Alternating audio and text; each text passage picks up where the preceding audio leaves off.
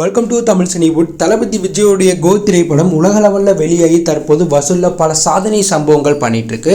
So go திரைப்படம் 3வது நாளில் எங்கெங்கே எவ்வளோ வசூல் பண்ணியிருக்கு, மொத்தமாக இந்த படம் எவ்வளோ வசூல் பண்ணியிருக்கு, எவ்வளோ வசூல் பண்ண வாய்ப்பு இருக்குது அப்படிங்கிறத பற்றி தான் இந்த வீடியோவில் ரொம்ப டீட்டெயிலாக பார்க்க போகிறோம்.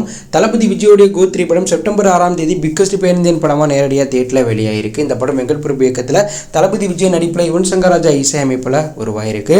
ஸோ படத்துக்கு பாசிட்டிவ் விமர்சனம் வரதுனால சக்தி சனிக்கிழமை ஞாயிற்றுக்கிழமை விடுமுறை நாட்களாக இருக்கிறதுனால படத்துடைய கலெக்ஷன் அதிகமாகிட்டே இருக்குது. ஸோ அந்த வகையில் கோ திரைப்படம் வெளியான முதல் நாளில் தமிழ்நாட்டில் 32 கோடியும், 2வது நாளில் 22 கோடியும், 3வது நாளில் 34 கோடி, அதாவது முதல் நாளை விட 3வது நாளில் கோ திரைப்படம் தமிழ்நாட்டில் அதிக வசூல் பண்ணியிருக்கிறதா அதிகாரப்பூர்வ தகவலே வெளியாகிருக்கு.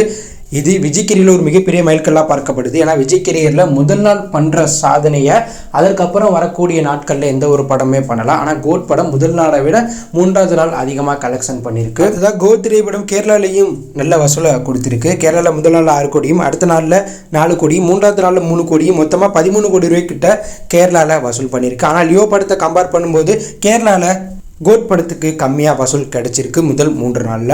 அடுத்ததாக கோ திரைப்படம் கர்நாடகாலையும் வசூலில் பல சாதனை பண்ணியிருக்கு. அங்கே முதல் நாளில் 8 கோடியும், அடுத்த நாள் 5 கோடியும், 3வது நாளில் 4 கோடி வசூல் பண்ணியிருக்கு. ஸோ மொத்தமாக கோட் திரைப்படம் கர்நாடகாவில் 17 கோடி ரூபாய் வசூல் பண்ணியிருக்கு. அடுத்தது ஆந்திரா தெலுங்கானாலே கோட் படம் வசூலில் சாதனை பண்ணியிருக்கு. அந்த வகையில் முதல் நாளில் 10 கோடியும், அடுத்த நாளில் 5 கோடியும், 3வது நாளில் 3 கோடி ரூபாய் வசூல் பண்ணியிருக்கு. மொத்தமாக 18 கோடி ரூபாய் கோ திரைப்படம் வசூல் பண்ணியிருக்கு ஆந்திரா தெலுங்கானாவில். அடுத்ததாக நார்த் இந்தியாலையும் கோட் படத்துக்கு நல்ல வரவேற்பு கிடைச்சிருக்கு. நார்த் இந்தியாவில் முதல் நாளில் 3 கோடி 80 லட்சமும், 2வது நாளில் 2 கோடி 30 லட்சமும், 3வது நாளில் 2 கோடி 80 லட்சமும், மொத்தமாக நார்த் இந்தியாவில் மட்டும் கோ திரைப்படம் 3 நாட்களில் 8 கோடி ரூபாய் வசூல் பண்ணியிருக்கு. அடுத்ததாக இந்தியாவில் மட்டும் கோ திரைப்படம் முதல் நாளில் 78 கோடியும், 2வது நாளில் 42 கோடியும், 3வது நாளில் 52 கோடி ரூபாய் வசூல் பண்ணியிருக்கு. மொத்தமாக 3 நாட்களில் இந்தியாவில் மட்டும் கோ திரைப்படம் 172 கோடி ரூபாய் வசூல் பண்ணி புதிய சரித்திர சாதனை படிச்சிருக்கு. அடுத்ததாக ஓவர்சீஸில் கோ திரைப்படம் வெளியான முதல் நாள் 48 கோடியும், 2வது நாளில் 30 கோடியும், 3வது நாளில் 25 கோடி ரூபாய் வசூல் பண்ணியிருக்கு.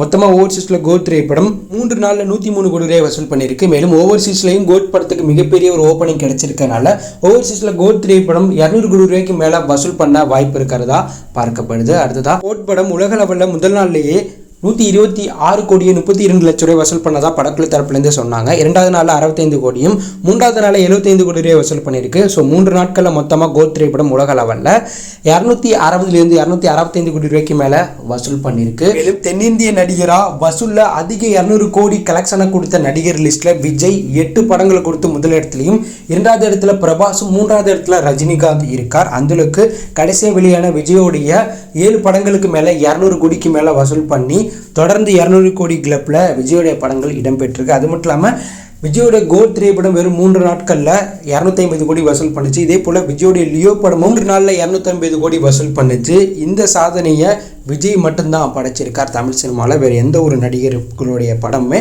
3 நாட்களில் 250 கோடி ரூபாய் வசூலே பண்ணது கிடையாது. அந்தளவுக்கு வசூல் சக்கரவர்த்தியாக தளபதி விஜய் மாறி இருக்கார். ஸோ விஜயோடைய இந்த சரித்திர பாக்ஸ் ஆஃபீஸ் சாதனையை பற்றி நீங்கள் என்ன நினைக்கிறீங்க அப்படிங்கிற கருத்தை கமெண்ட்டில் லீவ் பண்ணுங்கள். இது பிடித்திருந்தால் லைக் பண்ணுங்கள், ஷேர் பண்ணுங்கள், கமெண்ட் பண்ணுங்கள். மறக்காமல் நம்ம சேனலை சப்ஸ்கிரைப் பண்ணி ஃபாலோ பண்ணுங்கள்.